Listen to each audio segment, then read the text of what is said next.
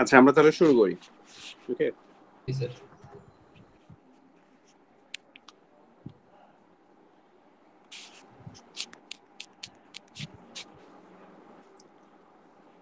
আচ্ছা, তো one time pad নিয়ে যেটা বলছিলাম, যে এখন আমাদের এই ক্ষেত্রে যেটা হবে যে আপনার এখন আর সেই রিপিটিটিভ বা সিঙ্গেল কোনো কি আমরা আর ব্যবহার করব না। প্রতিবারই যখন আমাদের নতুন কোনো প্লেন টেক্সট আসবে, প্রতিবারই আমাদের এন্ড থেকে এনক্রিপশনের জন্য ডিফারেন্ট কি জেনারেট করা হবে। ওকে, তো সেই কিটা প্রতিবারই র্যান্ডম হবে এবং এক্ষেত্রে কোনো প্যাটার্ন নেই। হ্যাঁ, তো প্রতিবারই যেহেতু আমার প্রতিবারই একটা করে আপনার স্ট্রিং এর জন্য সেই সেম লেন্থের আরেকটা কি র্যান্ডম কি জেনারেট হবে। ওকে, সো এখানে ওরকম কোনো রিপিটেশন ঘটছে না।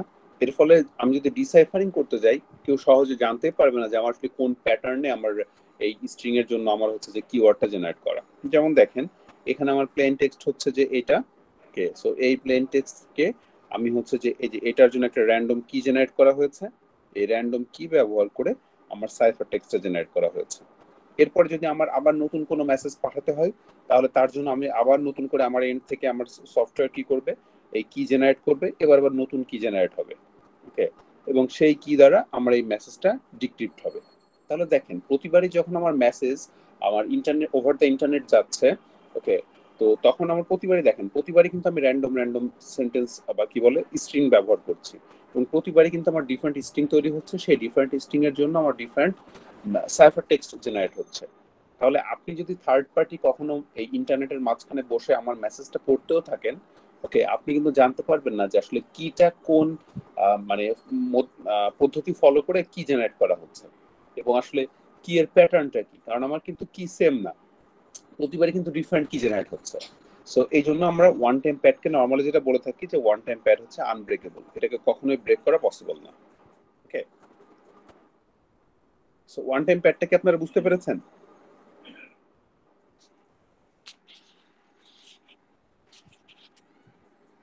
স্যার এইটা এরকম যদি আর একটু বলেন স্যার, কারণ এটা নতুন আসছে তো। এইখানে হচ্ছে যে মনে করেন যে আমরা একটা মেসেজ পাঠাবো। ওকে, সো ধরেন যে আমি মেসেজ পাঠানোর জন্য এখন আপনাকে আমি বললাম যে হাউ আর ইউ, এই মেসেজটা আমি পাঠাবো।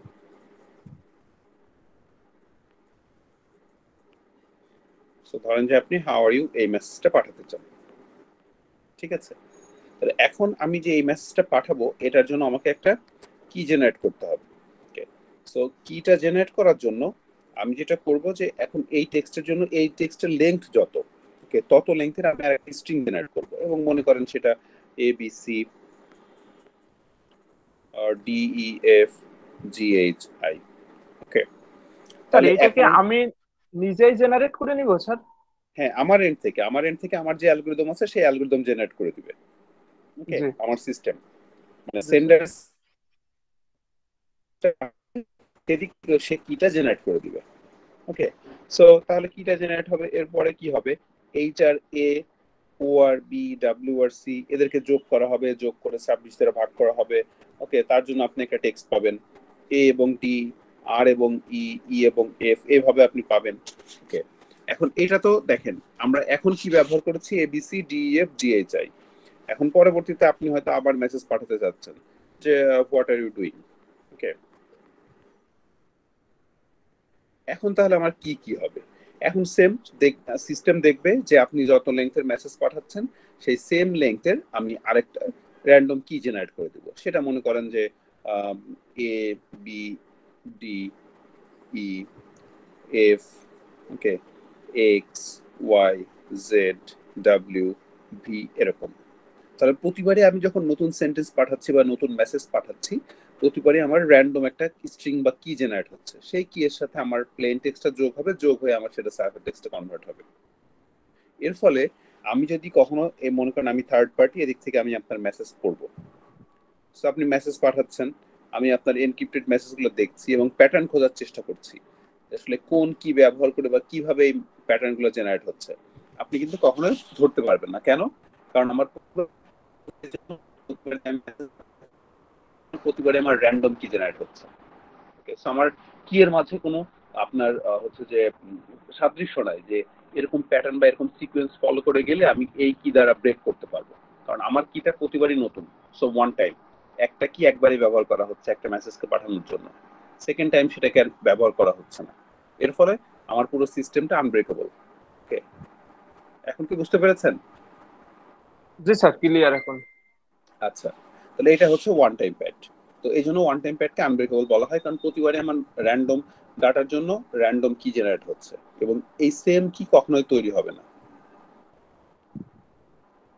যেগুলো আমার আগের অ্যালগরিদম গুলোতে হচ্ছিল। যে আমি আপনার যেমন ডিসেপটিভ ইউজ করছিলাম, তারপর আমরা সিজার সাইফার যখন করেছি একটা সিঙ্গেল কি ব্যবহার করছি, সেই কি দিয়ে সবগুলো ডাটাকে লক করা হচ্ছে। সো এই ক্ষেত্রে কিন্তু আমার কোনো সিঙ্গেল কি নাই, প্রতিবারই র্যান্ডম কি। আচ্ছা, নেক্সট যে পার্টে আসছি সেটা হচ্ছে আমাদের ট্রান্সপোজিশন টেকনিক্স।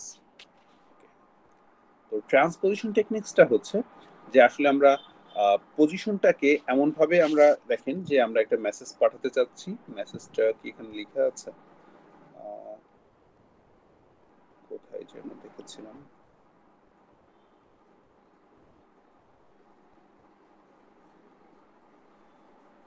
ওকে হ্যাঁ পেয়েছি। সো এটা হচ্ছে আমাদের মেসেজ যে meet me after the toga party. Toga party কি কে জানে? Okay, so meet me after the toga party এটা হচ্ছে আমার অরিজিনাল প্লেন টেক্সট। এই জিনিসটাকে আমি হচ্ছে সেন্ড করতে যাচ্ছি। তাহলে কিভাবে সেন্ড করব, এনক্রিপশনটা কিভাবে হবে? ওকে, সো এটা ডিপেন্ড করে আমি কতগুলো ডেপথে পাঠাবো, মানে কতগুলো রোতে আমি পাঠাবো ডাটাটাকে।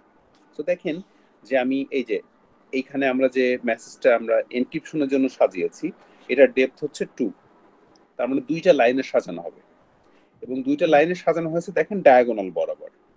যে দেখা যাচ্ছে এই এম এর পরে হচ্ছে ই, এই ই এর কর্ণ বরাবর টি, এই এম এর ই বরাবর ই। এটা বুঝতে পারছেন আপনারা?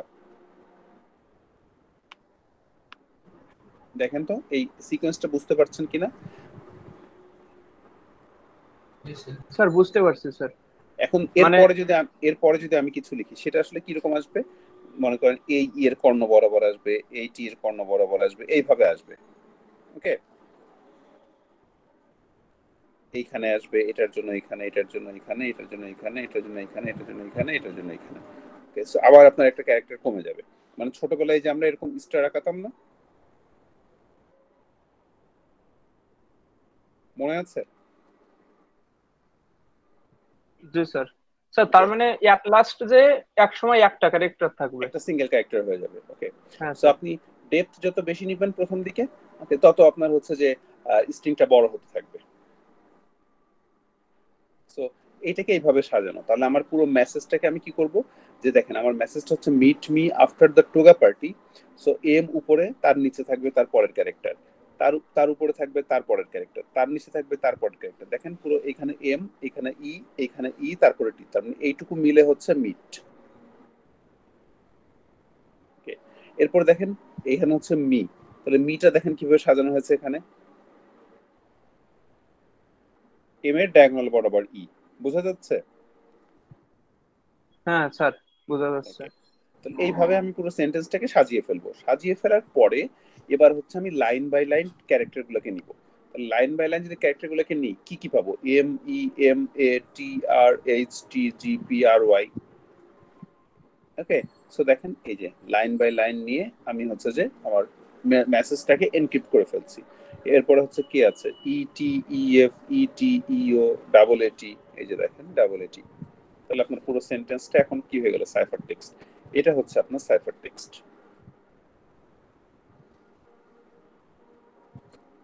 সো এটা কি সবাইকে বোঝাতে পারছি? স্যার এই জায়গাটা আর একটু বলেন স্যার। এটা হচ্ছে মানে যে, স্যার আচ্ছা আমার আমি যে একটু সাইফার। আঁকি। হ্যাঁ, হ্যাঁ হ্যাঁ স্যার। মনে করেন যে আমরা হচ্ছে যে meet me after the toga party বললাম, তাহলে এইভাবে আমি মিট লিখেছি, ও সরি, আমি হচ্ছে যে আপনার এইভাবে মিট লিখেছি, তাই না?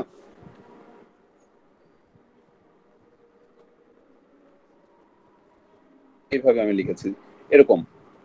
তাহলে এই যে আমি যে সেন্টেন্সটা এইভাবে সাজিয়ে ফেললাম, এটা কি বোঝাচ্ছে যে এটা মিট মি আফটার, আমি মিট মি আফটার লিখেছি।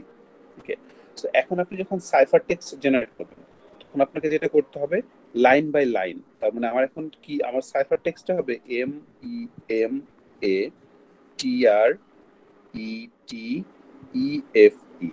এখন বুঝতে পেরেছেন যে জি আগে স্যার, তার আমরা, মানে তো স্যার লেখার এই সময় লাইনের সে উপর ডাটাগুলো থেকেই লিখবো, লিখে আসবে। এরপরে এই লাইনের ডাটাগুলো লিখবো। হ্যাঁ স্যার। তাহলে আমি যেটা পাবো সেটা হচ্ছে আমার সাইফার টেক্সট। এই মেসেজটা আপনার ইন্টারনেট দিয়ে যাবে। এখন কি ক্লিয়ার সবাই? জি স্যার। আচ্ছা, এরপরে আমার কাজ কি? তাহলে এরপরে আমি যদি আপনার হচ্ছে যে এটাকে আবার ডিসাইফারিং করতে চাই, তো আমাকে জানতে হবে যে আমার ডেপথ কত ছিল, যে কত ডেপথে আমি এটাকে সাইফারিং করেছিলাম। তাহলে এই লেখাটাকে আমি এই যে আবার এই আগের অবস্থা এরকম দুই ডেপথ, যদি যেহেতু দুই, তাহলে দুই ডেপথ আমি সাজায় লিখে ফেলবো। এরপরে আমি তাহলে যেভাবে ক্রস করে পড়তে পড়তে গেলে আমি মিট মি আপনাদের প্রপার্টিটা পেয়ে যাবো। ডিক্রিপশনটা বুঝতে পেরেছেন সবাই, যে কিভাবে ডিক্রিপ্ট করব?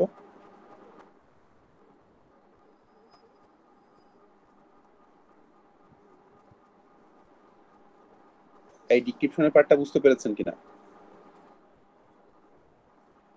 স্যার এইটা হচ্ছে ইনক্রিপশনের পার্টটা করালেন তো স্যার? হ্যাঁ, এটা তো আপনার এনক্রিপশন। হ্যাঁ এখন হ্যাঁ। ডিক্রিপশন তাহলে কিভাবে করবেন? এই তো লেখাটাকে এই যে ডিক্রিপশন, উপরের এই লেখার মতো সাজিয়ে ফেলবেন। হ্যাঁ মানে উপর সাইডে স্যার?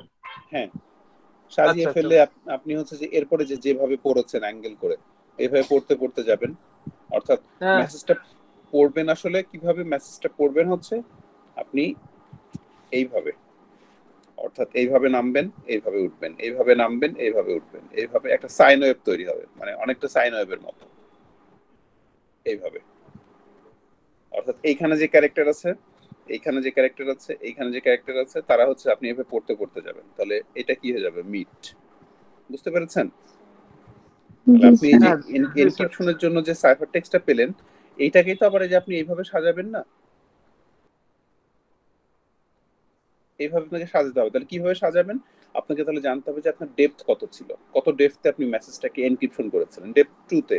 তাহলে আপনি এই যে এখন সাইফার টেক্সট পেলেন, এই সাইফার টেক্সটটাকে আপনি আবার 2 ডেপথে সাজিয়ে ফেলবেন। তাহলে সাইফার টেক্সট কি আছে? M E M A. ওকে, তাহলে আপনি এম ই এম এ লিখবেন।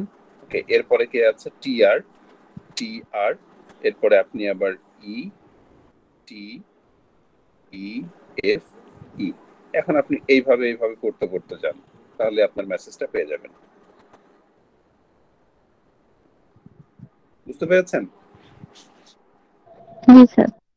আচ্ছা, তাহলে আমাদের এইটা গেল হচ্ছে আপনার, এটা কোনটা দেখলাম আমরা? ট্রান্সপোজিশন টেকনিক, যেটাকে আমরা বলে থাকি হচ্ছে রেইল ফেন্স টেকনিক। তো রেইল ফেন্স গেল। এরপরে আমরা আসি হচ্ছে যে আমরা আহ, আরেকটা দেখবো, সেটা হচ্ছে যে এবার আমাদের কিটা আবার দেয়া আছে র্যান্ডম বিভিন্ন নিউমেরিক নাম্বার। সো এটা ব্যবহার করে আমরা কিভাবে আপনার হচ্ছে যে মেসেজটাকে এনক্রিপ্ট করতে পারি। তো এইখানে আপনার যেটা দেয়া থাকবে, যদি আমরা একটু মেসেজটার দিকে তাকাই, আমাদের কি দেয়া আছে? 431257, এবং আপনার একটা প্লেন টেক্সট দেয়া আছে যে attack postponed until 2 AM XYZ। So আপনার এখানে হচ্ছে যে যেটা দেয়া আছে, যে আপনাকে একটা কি দেয়া আছে এবং সেই ম্যাট্রিক্সটা আপনার তাহলে এখানে খুঁজতে হবে যে ম্যাট্রিক্সের হাইস্ট লেভেল কত। ম্যাট্রিক্সের হাইস্ট লেভেল হচ্ছে 7।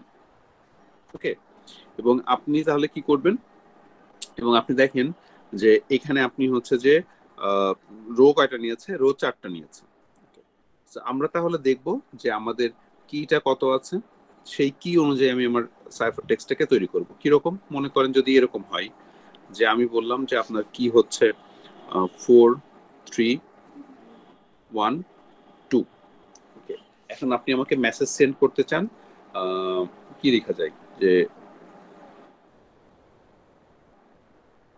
আচ্ছা, যেমন এখানে লেখা আছে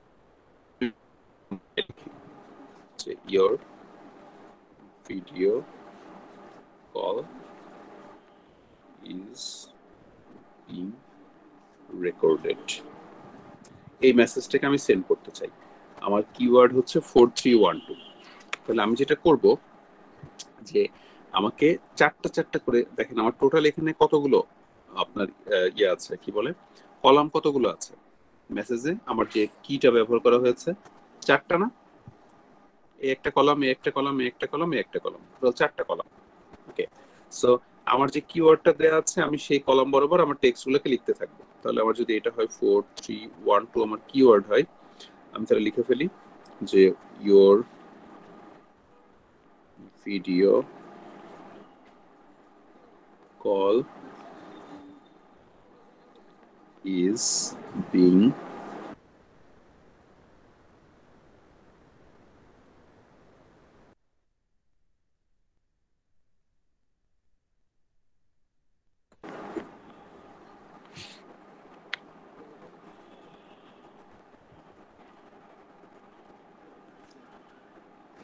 সো এটা লিখে কি সবাই বুঝতে পেরেছেন? তাহলে আমার যে কিওয়ার্ডটা স্যার দেয়া থাকবে সেই, হ্যাঁ স্যার এই জায়গায় যদি মনে করেন আমার একটা কম পড়ে গেল, শেষে একটা ওইটাকে আমরা যে কোনো ক্যারেক্টার দিয়ে ফুলফিল করে দিব। যেমন এই যে আমি এক্স। বইটার দিকে দেখেন, বইয়ে যেটা দেখিয়েছে, বই যেমন দেখেন মেসেজ কিন্তু আসলে এই পর্যন্ত, এরপরে এক্সট্রা যে পার্ট করেছিল সেটাকে সে এক্স ওয়াই জেড লিখে দিয়েছে। জি স্যার, বুঝতে পারছি।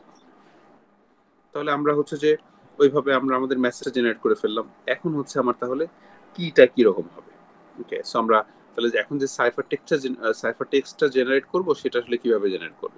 তাহলে এখন যদি আমরা একটু দেখি, দেখেন আমার হচ্ছে যে আপনার কোথায় গেল, হ্যাঁ এই যে আমার যে কিওয়ার্ডটা দেওয়া আছে 431257, এখান থেকে আমরা এখন সিকোয়েন্সিয়ালি 1 নাম্বার কলাম, তারপরে 2 নাম্বার কলাম, তারপরে 3 নাম্বার কলাম, তারপরে 4 নাম্বার কলাম, এইভাবে আমার যতগুলো কলাম আছে সবগুলো কলামের সিকোয়েন্সিয়ালি আমি ডাটাগুলো রিড করব। তাহলে আমি আমার মেসেজটার দিকে যদি তাকাই, তাহলে এখানে দেখেন আমার 1 নাম্বার কলাম কোনটা, এটা না? ওকে, সো এখানে আমার কি কি মেসেজ আছে? এখানে আমার মেসেজ আছে U D A S N C E. এরপর আমার 2 নম্বর কলাম কোনটা, এটা। সো এখানে কি কি আছে, আর ই, এটা কি এল, ভিডিও কল, হ্যাঁ এটা L, so L B G O D. এরপরে 3 নম্বরে কে আছে, O I C, O I C I I ই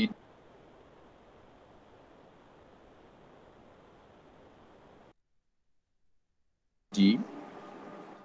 4 নম্বরে কে আছে, ওয়াই ভি ও। এটা হচ্ছে আমার সাইফার টেক্সট।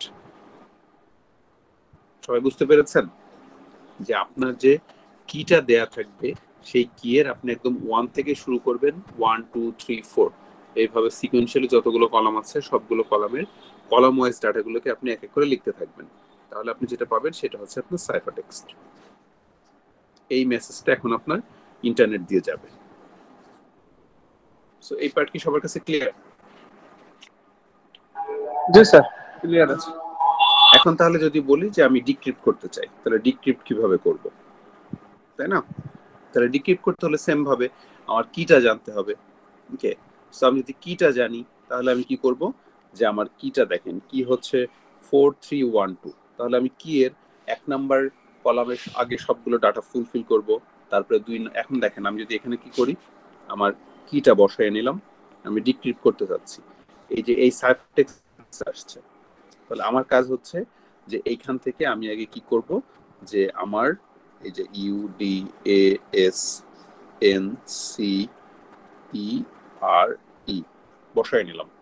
এরপরে আমি আবার এখান থেকে ডাটাটাকে 2 নম্বর কলামে বসাবো, তারপরে 3 নম্বর কলামে বসাবো, তারপরে 4 নম্বর কলামে বসাবো। এবং বসালে কি আমার এই আগেরটার মতো এরকম একটা ঘর তৈরি হয়ে যাবে না, ম্যাট্রিক্স তৈরি হয়ে যাবে না?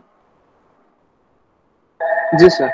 এবং আপনি যখন কি করবেন, লেফট টু রাইট পড়তে পড়তে যাবেন, তার মানে your video call is being recorded, আপনি পুরো আপনার মেসেজটা পেয়ে যাবেন। বুঝে গিয়েছে? দেখেন এটা নিয়ে কারো কোনো যদি কোশ্চেন থাকে জিজ্ঞাসা করতে পারেন।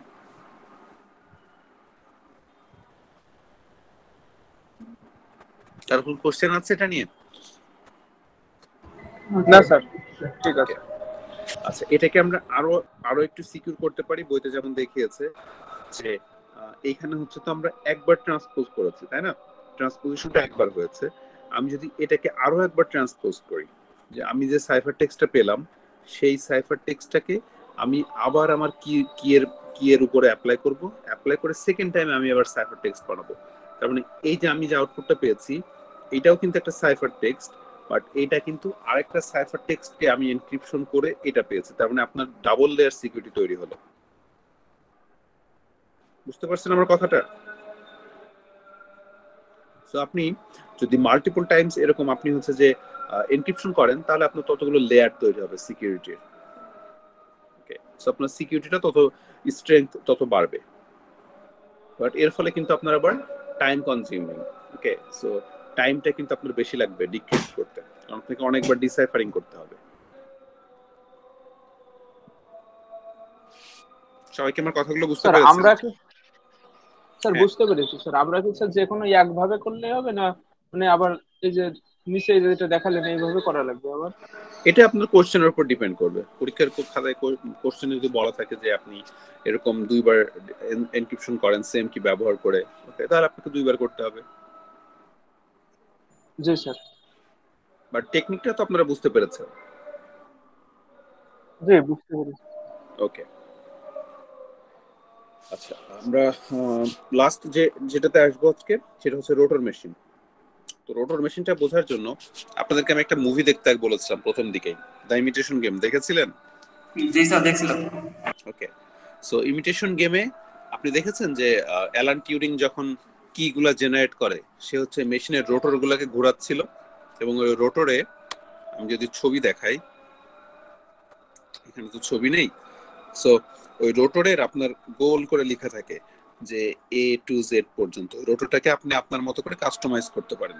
যারা মুভিটা দেখেছেন অলরেডি বুঝতে পারার কথা। ওকে, সো আপনার ওই রোটরটা ঘুরতে থাকে, মানে রোটর মানে একটা মোটর, ছোট ছোট মোটর আছে মোটরে, এ টু জেড ক্যারেক্টার লেখা আছে। সো ওই ক্যারেক্টার, ওই রোটরটা যখন ঘুরবে সেই অনুযায়ী আপনার এক একটা রোটরের সাথে আরেকটা রোটর লিঙ্কড। কোন রোটর ধরেন যে একটু বড়, কোন রোটর একটু ছোট। ওকে, তো জিনিসটা কেমন হয় আমি যদি একটু এঁকে দেখাই, যে মনে করেন যে এই একটা বড় বড় রোটর। ওকে, এখন ওই যে আমরা বিভিন্ন মেশিন দেখেছি না, যে এই মেশিনটা ঘুরলে এটার সাথে আরেকটা ছোট পার্ট হয়তো লিঙ্কড, এটা ঘুরলে এটাও ঘুরতে থাকে, এরকম দেখেছেন না অনেক মেশিন? ছোটবেলায় জি যেমন স্যার। আমরা গ্রামের দিকে দেখে, আমাদের গ্রামের বাসার দিকে দেখেছি অনেকগুলো ওই যে মিল ছিল না, যেগুলোকে আমরা মিল বলতাম, যেখানে আমরা ধান চাল এগুলো করতাম, বা হচ্ছে মেশিনে নিয়ে যেতাম ভাঙানোর জন্য। তো ওই মিলগুলোতে দেখেছেন যে আপনি হচ্ছে যে একটা পার্ট এরকম বেল্ট লাগানো থাকতো, সেই পার্টের সাথে আরেকটা পার্ট লিঙ্ক থাকতো। ওকে, এই পার্টের বেল্ট যত জোরে ঘুরতো এটা সেইভাবে ঘুরতে থাকতো। দেখেছেন না ছোটবেলায় এগুলো আপনারা? আর এমনি ট্রাক্টর গুলোতে তো জি আছে স্যার। যেগুলো ধান যে দুইবার জমি বাড়িতে চালায়, হ্যাঁ হ্যাঁ হ্যাঁ। ওকে, ওগুলোতে তো ফিট আছে। হুম হুম হুম। তাহলে এই যে এই মোটরটার ধরেন এরকম এ বি সি ডি এরকম ই এফ করে জেড পর্যন্ত সাজানো আছে। আবার এই ক্যারেক্টারেরও ধরেন এখানে এ বি সি ডি এইভাবে করে জেড পর্যন্ত সাজানো আছে। সো এই রোটর গুলা ঘুরে আর একটা স্ট্রিং জেনারেট হয়। হ্যাঁ, কিভাবে রোটরটা ঘুরে, মনে করেন যে এই রোটরটার মাথাটা হয়তো এখন হচ্ছে বি তে আছে। ওকে, আর এইখান থেকে হয়তো আপনি আউটপুট নেবেন, তাহলে যখন এখানে বি আছে আপনার আউটপুটটা কি পাচ্ছেন, ডি। এখান থেকে আপনাকে ডি শো করাচ্ছে। তারপরে ধরেন যে এই বিটা একটু ঘুরলো, এই মোটরটা তো ঘুরছে তাই না, এই মোটরটা তো ঘুরছে, এইটা ঘুরলে এটা ঘুরে আবার যখন বি থেকে মনে করেন সি তে আসলো, সি তে ঘুরলে কি আপনি এইখানে কি আরেকটা আউটপুট পাবেন না এইখানে? কারণ এইটা ঘোরার ফলে আপনার এই মোটরটাও কি ঘুরছে না, এইটা? জি স্যার। ওকে, তাহলে এই এই মোটরটা আপনার ঘোরার ফলে এই মোটরে আপনি একটা আউটপুট পাচ্ছেন। ওকে, সো এই মোটর যদি আপনি বি দ্বারা সেট করেন আপনি এক ধরনের আউটপুট পাবেন। এই মোটরের স্টার্টিংটা মনে করেন আমি এখন খুলে বিটা না, এখানে আমি হয়তো ডি কে সেট করে দিলাম, যে তুমি এইখানকার ভ্যালুটার সাথে ডি সেট হয়ে যাও, তখন আমার আউটপুটটা কি চেঞ্জ হয়ে যাবে না? ডি এর জন্য একরকম আউটপুট আসবে, তখন আমার ক্যারেক্টার গুলোর জন্য ডিফারেন্ট ডিফারেন্ট আউটপুট আসবে। যেমন আপনার যদি আগে এরকম হতো যে আপনি মেসেজ পাঠাবেন বি, তখন কিন্তু আপনি আউটপুট পাচ্ছিলেন কি ডি। এখন যদি আপনি ডি পাঠান, ওকে, সো আপনি এখন মনে করেন ডির জন্যই কিন্তু আউটপুট ডি পাবেন। তাহলে কিন্তু আপনারা দেখেন কিওয়ার্ডটা চেঞ্জ হয়ে গেল। আমার কথাটা কি আপনারা বুঝতে পেরেছেন? জি স্যার। ওকে, সো এটা হচ্ছে রোটর মেশিন। তো ওই যে টিউরিং হচ্ছে আপনার এনিগমা মেশিনটাকে ব্রেক করেছিল, এবং ব্রেক করেছিল সে হচ্ছে আপনার এই রোটর মেশিন দিয়ে। ওকে, সে এরকম একের পর এক কি জেনারেট করেছিল, ওকে, অনেক কষ্ট করে তাকে এই জিনিসটা আউটপুট বের করতে হয়েছিল। তো এই জন্য রোটর মেশিন হচ্ছে, যে রোটর মেশিনের মাধ্যমে আমরা হচ্ছে যে আপনার কি করতে পারি, কি জেনারেট করতে পারি। ওকে, সো এটা নিয়ে যদি কারোর একটু মানে ভিজুয়ালি বুঝতে চান, তাহলে আপনারা একটু ইউটিউবে দেখতে পারেন, রোটর মেশিনের এনক্রিপশন লিখে সার্চ দিবেন, দেখবেন যে আপনাকে বিভিন্ন হয়তো ভিডিও ভিজুয়ালাইজেশনের মাধ্যমে দেখাবে যে আসলে রোটর মেশিন কিভাবে কোড জেনারেট করে।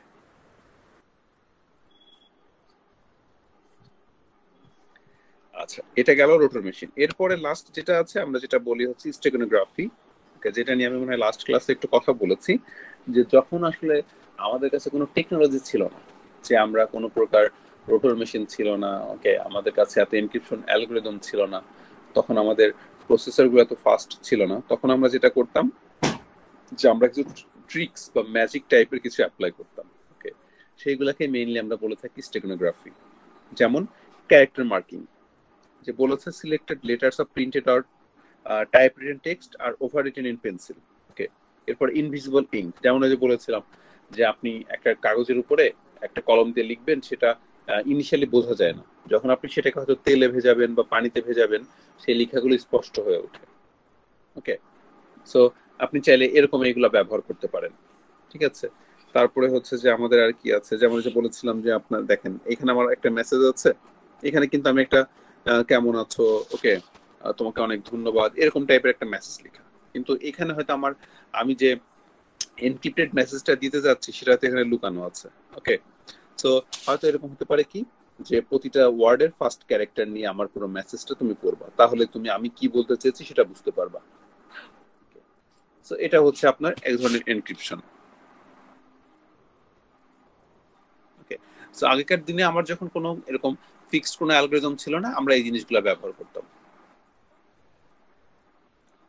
ওকে, সো এই হচ্ছে আমাদের এই চ্যাপ্টারের সমস্ত অ্যালগরিদম গুলা। আশা করি সবাই বুঝতে পেরেছেন।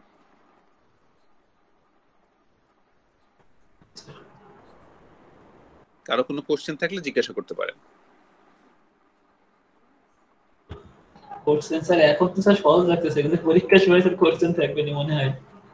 হ্যাঁ, এই জন্যই তো বললাম প্র্যাকটিস করবেন, বিভিন্ন নিজের মতো করে একটা সেন্টেন্স তৈরি করে সেটাকে এনক্রিপশন করবেন, ডিক্রিপশন করবেন। ওকে,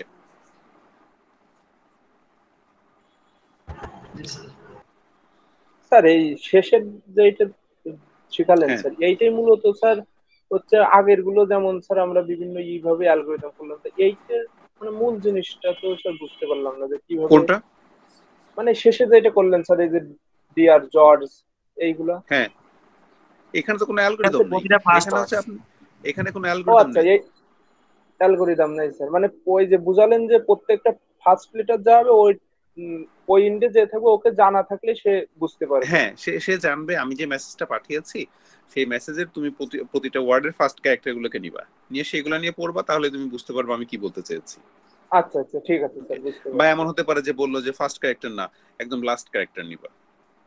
ওকে, তার মানে এখানে জি স্যার, আসলে আমার কোনো অ্যালগরিদম নেই, এখানে হচ্ছে আমি কিছু ট্রিক্স অ্যাপ্লাই করছি। জি স্যার, বুঝতে পারছি এখন। আচ্ছা, তো তাহলে আজকে আমাদের এই পর্যন্তই। নেক্সট দিন আমরা যেটা করবো সেটা হচ্ছে চ্যাপ্টার 3 নিয়ে আমরা একটু ডিসকাস করবো। এখানে কিছু ব্লক সাইফার এবং ডাটা এনক্রিপশন স্ট্যান্ডার্ড আছে, এখান থেকে কিছু অ্যালগরিদম দেখবো। ওকে, আচ্ছা, এর মাঝে আমরা একটু বলে রাখি যে আমাদের দুই ধরনের সাইফারিং আছে, একটা হচ্ছে ব্লক সাইফার, একটা হচ্ছে স্ট্রিম সাইফার।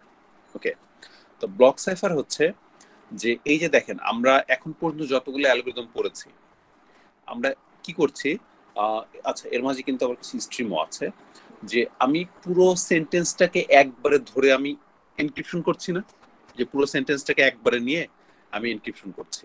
আবার কিছু কিছু আছে যে আপনার ক্যারেক্টার বাই ক্যারেক্টার আমি এনক্রিপশন করছি, একটা একটা করে ক্যারেক্টার নিব, সেটার জন্য আমি আলাদা কি নিব, ওকে, সেগুলো নিয়ে আমি তৈরি করব। তো যেগুলো আমি পুরো ব্লক নিয়ে একটা আমি হচ্ছে যখন এনক্রিপশন তৈরি করছি সেগুলোকে আমরা বলে থাকি ব্লক সাইফার, আর যখন আমি ক্যারেক্টার বাই ক্যারেক্টার নিয়ে এনক্রিপশন করি সেটাকে বলে থাকি হচ্ছে আমরা স্ট্রিম সাইফার। তো যাই হোক, এগুলো নিয়ে আমরা নেক্সট ক্লাসে কথা বলবো। স্যার এখানকার তাহলে অ্যালগরিদম টেক্সট নিয়ে কি হবে? টেক্সট যদি দেই সেটা কোনটা? শুধু টেক্সট, এই যে লেখা যেটা। টেক্সট আসলে আপনার এগুলো কোনো সাইফারিং এর পর্যায়ে পড়ে না, মানে যে লাস্ট আমরা যে স্টেগনোগ্রাফি পড়লাম এটার কথা বলছেন? জি স্যার, এই টাইপের গুলো এটা এটা আসলে কোনো স্যাম্পলিং এর পর্যায়ে পড়ে না। হ্যাঁ, এখানে না আমরা কোনো হিস্টোগ্রাম অ্যালগরিদম ইউজ করেছি, এগুলো জাস্ট আপনার এক ধরনের টেকনিক, পাজল বলা যায়। ওকে, তো এখান থেকে আমরা যে যে টপিকগুলো পড়বো সেটা হচ্ছে আপনার ফেস্টেল সাইফার পড়বো, ডেসটা পড়তে হবে আমাদের, অ্যাভালান্স ইফেক্টটা পড়তে হবে। ওকে, সো এই পর্যন্ত হয়তো আমি আপনাদেরকে দেখাবো। জি স্যার স্যার। এত বেশি একটু মানে বেশি হয়ে যাচ্ছে স্যার। কি বলেন, কিছু মনে আছে? সবই তো সহজ সহজ অ্যালগরিদম, এটা একদিন পড়লে চোখ বন্ধ করে লিখে ফেলা যায়। স্যার মূলত স্যার সময় কম তো স্যার, এই কারণে অ্যালগোরিদম তো স্যার